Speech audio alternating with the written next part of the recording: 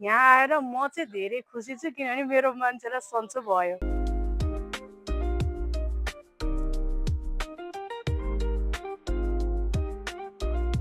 Stroke भएको हो मेरो श्रीमानलाई।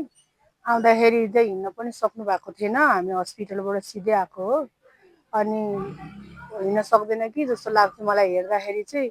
तर 3-4 दिनमा चाहिँ थेरापी गरेपछि अलिअलि उठ्न सक्ने हुनुभयो। त्यहाँबाट 1 हप्तामा हल्का हल्का हिँड्न सक्नुभयो। अहिले त अलि राम्रोसित हिँडिरहनु भएको छ।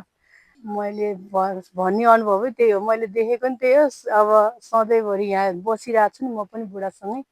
त्यही भएर यहाँ आमाहरूलाई देखेर अब कस्तो कस्तो लाग्थ्यो। अब अहिले त धेरै आमाहरूसित पनि एकदम आफ्नो आमाहरू जस्तै लाग्ने त्यस्तो भइरहेछ। अनि अब राम्रो छ सबै कुरा। नर्सहरू, केयर किपर, बहिनीहरू सबै राम्रो हुनुहुन्छ। अब यहाँ खाना बनाउने बहिनीदेखि लिएर सबैजना राम्रो हुनुहुन्छ। अब हामीलाई त एकदमै राम्रो भएको छ। तपाईँहरूलाई पनि अब आउनु पर्यो भने यहाँ आउनु होला। नेपाल सिनियर केयरमा मैपीमा छ। अब हामीलाई त सबै राम्रो भएको छ। तपाईँहरूलाई नि हुन्छ। म त यहाँ फर्स्ट टाइमै आएको हो म यस्तो ठाउँमा। यहाँ आएर म चाहिँ धेरै खुसी छु किनभने मेरो मान्छेलाई सन्चो भयो।